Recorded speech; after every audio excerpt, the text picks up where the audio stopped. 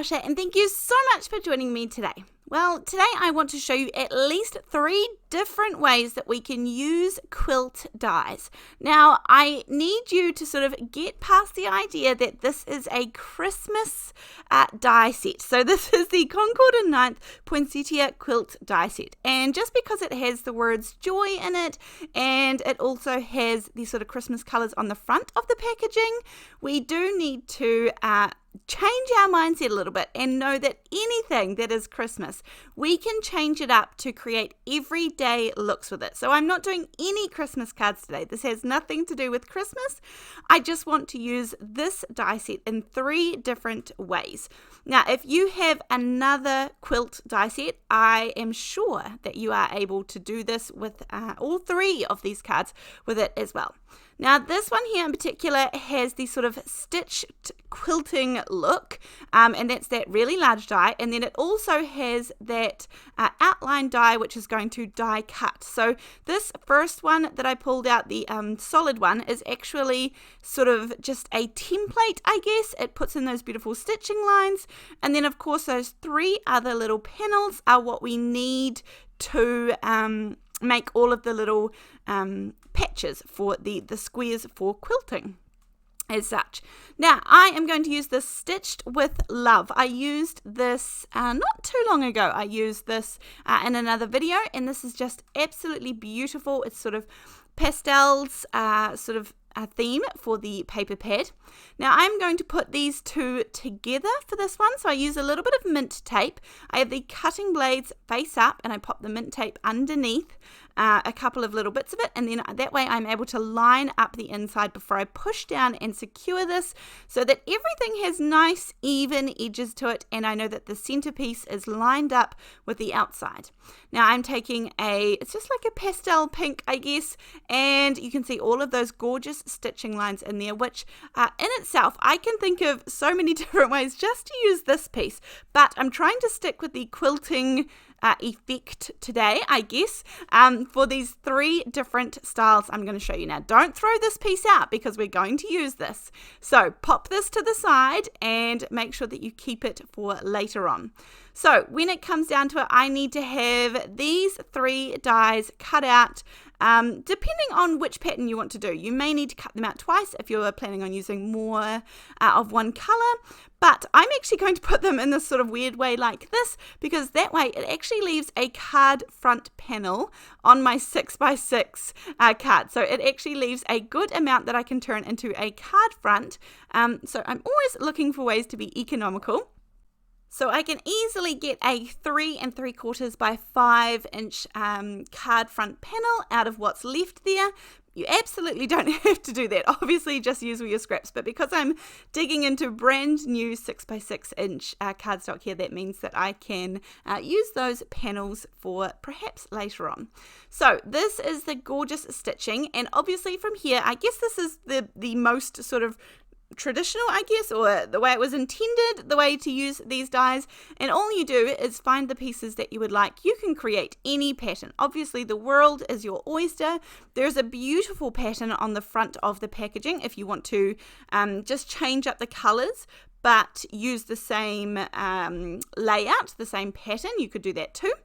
I find that the easiest way for me is to use liquid glue on these, and that way I can sort of get everything lined up, and then once everything's down, see, I can adjust it here. I can move it around so that everything is perfectly in place where it's meant to be. Now, of course, when you do put down these little pieces, you lose the stitching because obviously it's sort of a guideline, I guess. It's a base for you to work upon. So you do lose that beautiful stitching. It's not meant to be seen, and that's okay because this creates the quilting effect. Although it is larger around the outside, so you do still have a gorgeous little piece that, outlines a little shadow to go around the outside. So I am just going through and adding in a few of even these leafy pieces are just absolutely gorgeous. Obviously, I've said it before and I will say it again, that if you use all of the papers from the same paper pad, that it's very likely that they will all coordinate really, really well. If it's not your thing to coordinate colors, you can either look up samples, like you can Google which colors would go together and which palettes might look nice, or you can just use the colors from the same paper pad, papers from the same paper pad, and it's very likely that you're going to hit it out of the park. It'll be absolutely beautiful. So I'm putting some plain pink, so exactly the same as the background, in the square corners, and then I want to turn this one into a card. So as I said, this one is sort of the traditional, just, how they're meant to be used. And so I'm going to pop this one coming off the side here. Obviously, this pattern is not totally complete. It's meant for, I would assume, a 4 1/4 by 5 1/2 inch card base, an A2 card base. And so that's okay with me. This looks lovely. I'm going to trim off those tiny little bits there. And then I'm going to do a little bit of decoration. So as per usual, I have this gorgeous die set here. This is the Print and Script Thank You die set from Waffle. I've been loving this one. I really do need a lot of thank you cards at this time of year. So I have die cut these out. As always, I have some double-sided adhesive sheets on the back, and this just makes life so much easier. I'm going for a plain white, and because I've gone plain white, I'm going to triple layer these, and that just helps it a whole lot stand out from that background, because it is a fairly busy pattern in the background. And then I actually had some buttons that were off to the side of me, and I had a wee sort through them and found a couple that I just thought would be a nice added decoration. I don't often put buttons on my card making, but maybe that's something I should do more of. So I really like the look of it. I contemplated putting 3 down there, and maybe I still should have, but I actually just ended up spreading them to the bottom left and top right of the card. I used some hot glue to adhere these just because I really want them to stay in place, but I like the added touch of just a few soft little buttons there. And this is card number 1, so just the normal traditional way of using it. Card number 1 is done. So we are going to move on to another way. And remember how I said that we needed to keep that piece from earlier on? Well, we are going to use it for this card because we are going to have a little raised and, well, recessed, I guess, image that we can have on the front of our card. I love this holographic paper pad from scrapbook.com. This one is 4 1/4 by 5 1/2 inches. So the paper pad is the perfect size for my card making. It has so many different holographic patterns in it, and that is good for me because I don't usually, this is not something I use super often, and so it helps because I don't want to buy big packs of each of these sort of patterns. So for me to have a little paper pad of this, I think there's 4 or maybe even 6 of each design. There is plenty of each design, so this is going to last me and my holographic needs a good amount of time, that's for sure. So I picked out this one because we're going for something a little bit jazzy behind this pattern here today. Now for this one, I already have the outline, so I don't need the outline die cut anymore, so I'm going to separate these, but I do want the stitching to go there, so I'm going to pop this sort of so that I can fit most of the design on that holographic part. And remember, this is not going to cut it out. This is just going to put the stitching detail in there. So that's what you're going to get. The back looks beautiful, but the front looks even more exciting. And this is going to lay behind our top panel. So then I want to have a gorgeous rectangle. Now you could use a trimmer, but just because of I've cut so much out of the card front that it's quite delicate at this point, so a die felt the best way to go for sure. So now we just have this extra little piece here, and I'm going to pop some foam tape on the back of that. I'm going to pop it up so that our holographic panel is in the background. I'll attach that to my card base. Now I have these gorgeous little thin foam strips from scrapbook.com, and these have been so useful. If I want it to be wider, then I just use 2 of them and they stay together nicely. But sometimes you might just need a tiny little thin strip. So these are 8 inches long, which is fantastic and very helpful. So I have gone through many packets of these, but I know last time I used them, I got a lot of questions. So I thought I would let you know. But as usual, I always have everything linked down below. And most of the time, if you scroll down, you'll be able to have a search and see that I have, see that I've linked the product, and you'll see that there's, the 8-inch foam strips. You can click on it, and even if you just want to see the product up close, see if there's something else that you might be able to have that can work similar to that product, just so you can get a better look. But as usual, everything is linked down below. Now I am going to take some more paper from that same Stitch with Love. The next card we're going to move away from this paper pad, but since I had it out and I love the colours and we were using the negative from the first card, I wanted to stick with this paper pad so that everything was going to match nicely. I'm going to do a lot less as for the quilting part of it today. So we are just going to fill in some of these, and I think this is perfectly fine not to have to sort of go to town and fill out the entire image. But when I turn this to side, the dimension, I love that look. You'll get a better look at it in just a minute when I finish it off, but for now we do need to work on my sentiments for this one.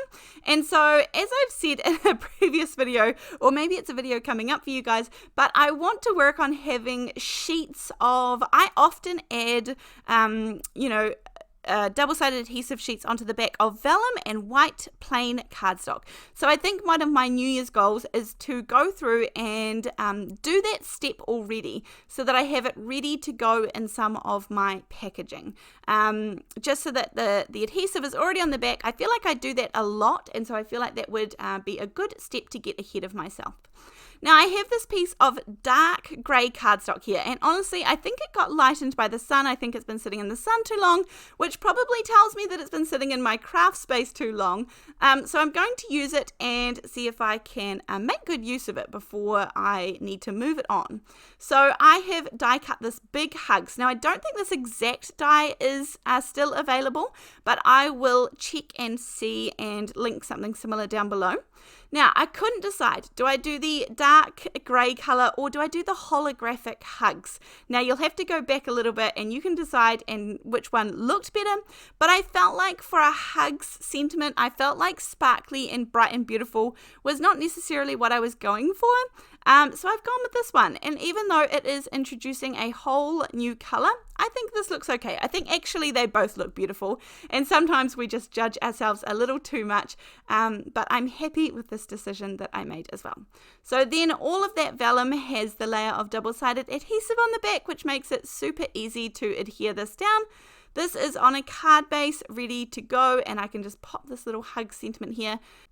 You could definitely add a sub-sentiment if you wanted to, but I was happy as is. But look at the dimension when you sort of turn the card to the side. Look at those shadows that it creates. I absolutely love the simplicity of this card, and it didn't take me long to create at all. Now, moving on to the last one. I have some cardstock from the Peppermint and the Jewels card packs here, and this time I'm going to go way off track and just create something a little bit different.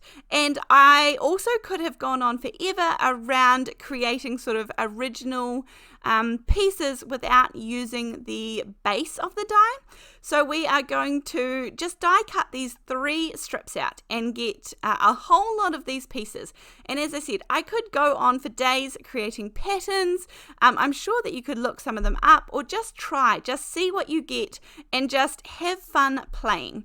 I'm going to start off with a little piece of double-sided adhesive. This one is the scrapbook.com one, which is much thicker than my others, and I use it for certain things like doing this, because if I were to use the Sizzix double-sided adhesive or the Stick It double-sided adhesive, I find it really hard if I'm not running it through my die cutting machine to get good adhesion and so that I could peel off the backing layer. Whereas with the scrapbook.com one, it's a bit thicker and I'm able to peel off the backing layer once I've put something on top really, really easily. So yeah, just 2 different uses and the 2 different types that I have in my craft space. And so here, don't worry about the brown adhesive. That is just, we're going to go further than that anyhow, but you could make this as big or as little as you wanted to, obviously. I'm going to make a gorgeous little square, and this last card is going to be a bit different from the first 2. Now here I thought I would do the triangles, and I was like, I'll just cut it with my paper trimmer and sort of even it all out, but I didn't like it and I didn't want it to be like this, so I'm able to just very carefully pull it up and pop the squares in just to create that sort of perfect square image.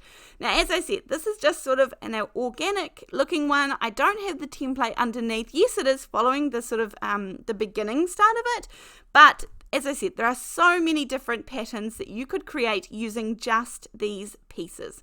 So we have got a gorgeous little square ready to go. Trim anything you need to make it look like it looks perfect right from the beginning. And then we are going to do very, very simple. So I'm going to pop this on a little matting layer just so it frames everything beautifully. So here's what I mean. I'm able to peel off that backing and it's sort of a solid piece ready to go. So I can peel it off really, really easy.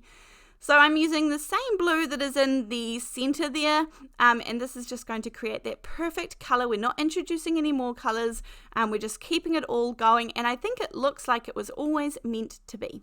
I use my long Tim Holtz scissors to cut this nice and evenly off, and now I've got a nice even border around the whole thing.